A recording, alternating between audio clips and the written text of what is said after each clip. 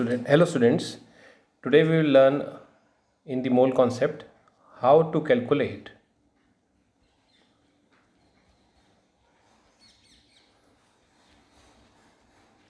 number of atoms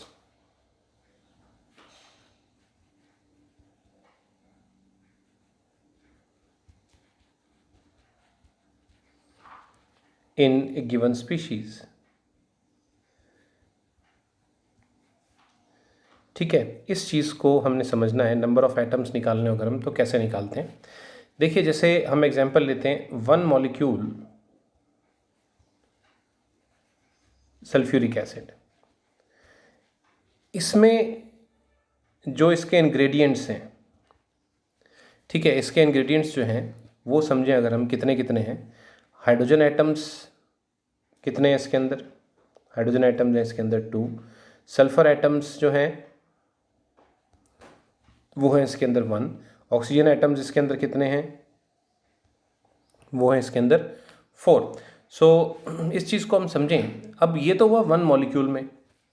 अगर इसी की जगह पर मैं लिख दूं 100 मॉलिक्यूल्स, तो ये हाइड्रोजन एटम्स भी 200 हो जाएंगे, सल्फर एटम्स 100 हो जाएंगे और ऑक्सीजन एटम्स 400 हो जाएंगे, है ना।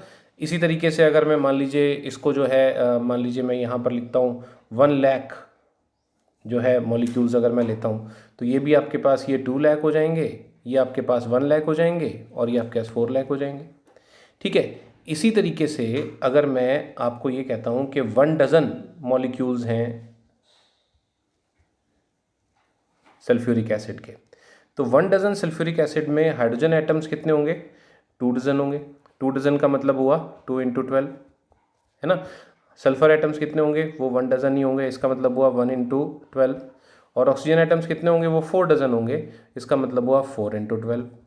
इसको आप सॉल्व करोगे 12 × 24, ये आपके पास होंगे 12 12 4 48, इस तरह से आ जाएंगे।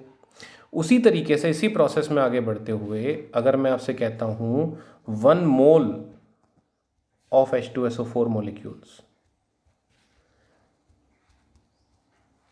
तो 1 मोल H2SO4 मॉलिक्यूल्स का मतलब क्या हुआ कि सल्फ्यूरिक एसिड के मॉलिक्यूल्स गिनती करके वो कितने होंगे, गिनकर ये होंगे 1 मोल अगर है तो 6.022 × 10⁻23।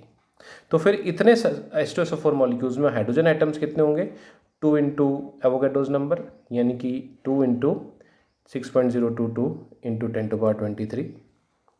उसी तरह से ऑक्सीजन एटम्स कितने होंगे, वो होंगे 1 × एवोगाड्रोस नंबर, यानी कि 1 × 6.022 × 10⁻23।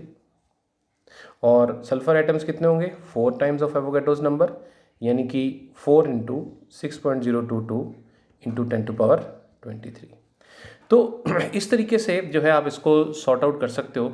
और फिर क्या होता है कि इसके जो एक्सटेंडेड क्वेश्चंस आते हैं तो उसमें यही चीज़ें होती हैं कि आपको जो है जरूरी नहीं होगा 1 मोल दिया होगा, आपको देखना पड़ेगा सल्फ्यूरिक एसिड वॉल्यूम में भी दे सकते हैं, तो उस तरीके से उसमें पता लगाना होगा कितने मॉलिक्यूल्स हैं और कितने मॉलिक्यूल्स के हिसाब से उसमें एटम्स आपको पता लगाने होते हैं। जैसे मान लीजिए अगर जैसे वॉल्यूम तो सल्फ्यूरिक एसिड का नहीं होगा, मान लीजिए आपको मास दिया हुआ है, ठीक है। तो अब देखो इसमें जैसे मान लो किसी गैस को ले लेते हैं, सपोज करो आपसे पूछते हैं calculate the number of oxygen atoms in 5.6 litre of SO2 at STP। ठीक है, ये क्वेश्चन आता है कि number of oxygen atoms in 5.6 litres of sulphur dioxide at STP। तो आपको पहले तो ये पता लगाना होगा कि जो है 5.6 लीटर सल्फर डाइऑक्साइड लेते हैं तो उसमें सल्फर डाइऑक्साइड के मॉलिक्यूल्स कितने हैं, और फिर क्योंकि हर मॉलिक्यूल में 2-2 ऑक्सीजन एटम है तो जितने सल्फर डाइऑक्साइड मॉलिक्यूल्स निकलेंगे उससे डबल ऑक्सीजन एटम्स अपने पास हो जाएंगे। ठीक है, ये इस तरह की एप्लीकेशन रहती है। तो देखो इसमें आपको नंबर ऑफ मॉलिक्यूल्स निकालना है, तो स्टैंडर्ड रिलेशनशिप ये है कि अगर आप 22.4 लीटर सल्फर डाइऑक्साइड लेते हैं तो वो जो है उसका जो नंबर ऑफ पार्टिकल उसमें एवोगाड्रोस नंबर के बराबर होते हैं। अगर 5.6 लीटर लेंगे तो उसी तरीके से जो है हम यूनिटरी मेथड लगाएंगे तो हमारे पास नंबर ऑफ पार्टिकल्स हैं सल्फर डाइऑक्साइड के आएंगे एवोगाड्रोस नंबर अपॉन 22.4 × 5.6।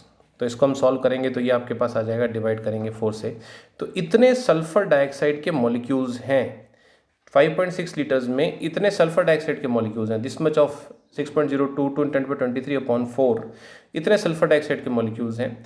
और अब देखो ऑक्सीजन एटम्स कितने होंगे, ऑक्सीजन एटम्स कितने होंगे, ऑक्सीजन एटम, क्योंकि हर सल्फर डाइऑक्साइड में 2 ऑक्सीजन एटम्स हैं, तो इसीलिए जो है जितने जितने आपके पास सल्फर डाइऑक्साइड के मॉलिक्यूल्स हैं उससे दुगने ऑक्सीजन एटम्स होंगे। तो यहाँ पर आएगा आपके पास Na/2, तो ये हो जाएगा आपके पास आंसर 3.011 × 10⁻23।